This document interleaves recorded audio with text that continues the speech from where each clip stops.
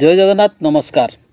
आसतु नजर पकेबा मयूरभंज जिलार आज top news update कौन कौन सब रही किंतु तापूर्व आपण मानक गोटे अनुरोध वीडियोटी को संपूर्ण देखंतु आ जो मैंने प्रथम करी चैनल को आछंती सब्सक्राइब करंतु जाफल प्रत्येक नूतन वीडियो नोटिफिकेशन आपण सर्वप्रथम पाई परिबे।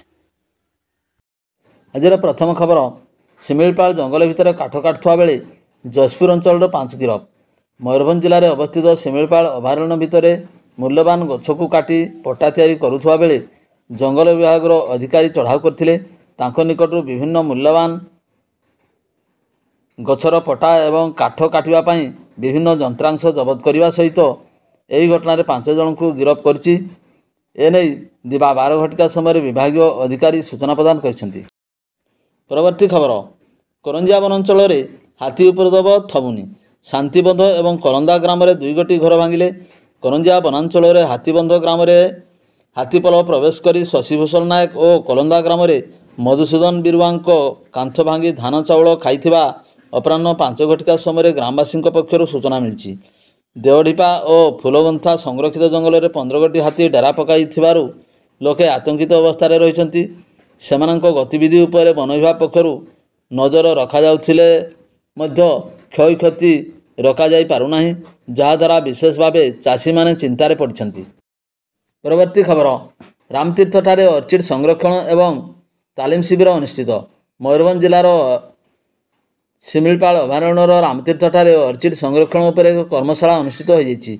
एही कर्मशाला अर्चिड को किपरि जंगल भितर सुरक्षा प्रदान करा जाय पारिबो से नहीं सूचना प्रदान करा जायथिला। एही शिविर रे जंगल विभाग विशिष्ट अधिकारी उपस्थित रही सूचना प्रदान करथिले। एने शनिवार दिवा 2 घटिका समय विभागीय अधिकारी सूचना प्रदान करछन्ति। आसंतु जानिबा परवर्ती खबर विवाहर प्रतिश्रुति दे शारीरिक संपर्क रखी अश्लील फोटो भाइराल करने धमक दे बारिपदा सदर थाना रे अभियोग। जैनिका युवती को विवाहर मिथ्या प्रतिश्रुति बारंबार शारीरिक संपर्क रखा पर प्रतारणा कराइबा नहीं अभियोग होइछि। एने बारिपदा सदर थाना लिखित अभियोग क्रमे पुलिस मामला रुजु कर तदंत प्रक्रिया आरंभ करिछि। अभियुक्त जनक हेले बारिपदा सदर थाना अंतर्गत विजय रामचंद्रपुर अंचल 27 वर्षीय सुखदेव गिरी और पिंटू।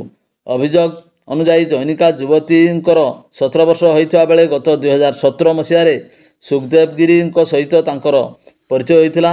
गत 14/1/2017 रे बुलिबाकू कही तांकू शंखाभंगा फुटबॉल पड़िया को नहीं जाइथिले। सेटारे हठात तांकू कड़कू डाकी नहीं अंधार सुजोग नहीं दुष्कर्म करथिले। एकथा काहारी को कहिले जीवनर मारिदेवाकू मध्य धमक देइथिले। किसी दिन पर विवाह करिवे बोली प्रतिश्रुति देइथिले। मिथ्या प्रतिश्रुति देई बारंबार तांको सहित शारीरिक संपर्क रखथिले। एथि सहित तांकर किछि अश्लील फोटो अभियुक्त जनक मोबाइल उत्तोलन कर युवती जनक बाहा हेबाकू कहिबारु से उक्त अश्लील फोटो गुड़ी को भाइराल करिवे बोली धमक देइथिले। याकू नै युवती जनक बारिपदा सदर थाना रे लिखित अभियोग करछन्ति। पुलिस पक्षर युवती बयान रेकर्ड करने सहित तदंत प्रक्रिया आरंभ होइछि। तेबे ए बाबद शनिवार संध्या 7 घटिका समय पुलिस पक्षर सूचना दिया जाइछि। परवर्ती अपडेट मयूरभंज बालेश्वर सीमांत बधिमुहाठारे शनिवार अपराह्न 12:30 समय एक चोरा करतकल उपर वन विभाग पक्षर चढ़ाऊ कर मिलित चढ़ाऊ सामिल है बेतनटी वन विभाग टीम। राजगंजपुर रेंज अधिकारी घनश्याम सिंह नेतृत्व में बेतनटी देउली और बांगरीपसी रेंज कार्यालय टीम चढ़ाऊ सामिल होते। चढ़ाऊ समय चोरा करतकल चलाउथबा अभियुक्त घटनास्थल चंपट मारिथिबा बेले घटनास्थल करतकल पट्टा काठ समेत काठगंडी जबत कराइथिला। जबत काठगंडी एवं काठपट्टा समेत चिरा काठ को वन विभाग कार्यालय को अणा जाइथिबा बेले एने मामला रुजु करी अधिक तदंत जारी रखिछि वन विभाग। बेतनटी रेंज पक्षर वनपाल प्रशांत सिंह सामंत, वनरक्षी विजय महंत, देउली वनपाल सुशांत कुमार बाग, राजगंजपुर रेंज कार्यालय वनरक्षी रंजन कुमार सेठी समेत विभिन्न कार्यालय कर्मचारी माने सामिल रही।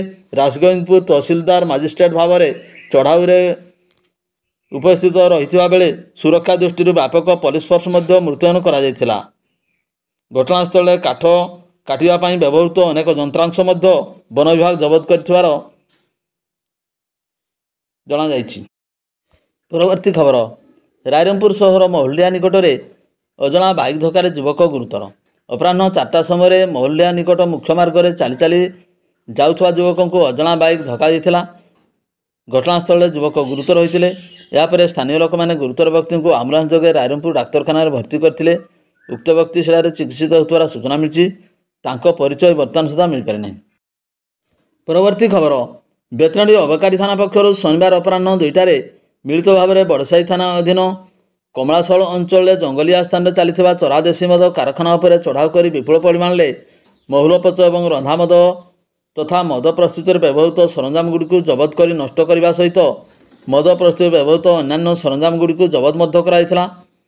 କମଳାଶଳ ଜଙ୍ଗଲିଆ ଅଞ୍ଚଳରେ ଚାଲିଥିବା ଚରା ଦେଶୀ ମଦ କାରଖାନା ବାବଦରେ ଖବର ପାଇ ବେତନଟୀ ଅବକାରୀ ଥାନା ଅଧିକାରୀ ପ୍ରକାଶ ସାହୁ ସଦଳ ବଳେ ଚଢ଼ାଉ କରିଥିଲେ। ଚଢ଼ାଉ ସମୟରେ ଅବକାରୀ ବିଭାଗର ଉଦଳା ଏବଂ ଖୁଣ୍ଟା ଟିମ୍ ସହଯୋଗ କରିଥିବା ବେଳେ ଘଟଣାସ୍ଥଳରେ 1750 କିଲୋଗ୍ରାମ ମହୁଲପୋଚ ପ୍ରସ୍ତୁତ ହୋଇ ରଖାଯାଇଥିବା ରନ୍ଧା ମଦ 290 ଲିଟର ସମେତ ମଦ ପ୍ରସ୍ତୁତରେ ବ୍ୟବହୃତ ବିଭିନ୍ନ ସରଞ୍ଜାମଗୁଡ଼ିକୁ ଜବତ କରି ନଷ୍ଟ କରାଯାଇଥିଲା। ଏନେଇ ବେତନଟୀ ଅବକାରୀ ଥାନା ପକ୍ଷରୁ ମାମଲା ରୁଜୁ କରାଯାଇଥିବା ବେଳେ ଚଢ଼ାଉରେ ବେତନଟୀ ଅବକାରୀ ଥାନା ପକ୍ଷରୁ ଏଏସ୍ଆଇ ଶୁଭ୍ରାଂଶୁ ବେହେରା, ସୌମ୍ୟଜିତ ଦାସ, ମାନସ ବେହେରା, ଲିଜା ପ୍ରଧାନ ପ୍ରମୁଖ ସାମିଲ ହୋଇଥିଲେ। ପରବର୍ତ୍ତୀ ଅପଡେଟ୍, ଉଦାଳି ଗ୍ରାମରେ କେନାଲରେ ବସାଯାଇଥିବା ପାଣି ମେସିନ୍ ଚୋରି, ଥାନାରେ ଅଭିଯୋଗ। ବାଙ୍ଗିରିପୋଷି ଥାନା ପଥୁରୀ ପଞ୍ଚାୟତ ଉଦାଳି ଗ୍ରାମରେ ଚାଷୀ ଖଗେଶ୍ୱର ବେଣ୍ଟକାରଙ୍କର ପାଣି ମେସିନ୍ ଚୋରି ହୋଇଥିବା ନେଇ ଥାନାରେ ଅଭିଯୋଗ ହୋଇଛି। ଚାଷୀ ନିଜ କ୍ଷେତରେ ପାଣି ମଡ଼ାଇବା ପାଇଁ ସ୍ୱର୍ଣ୍ଣରେଖା ସବ୍ କେନାଲରେ ପାଣି ମେସିନ୍ଟି ବସାଇଥିଲେ।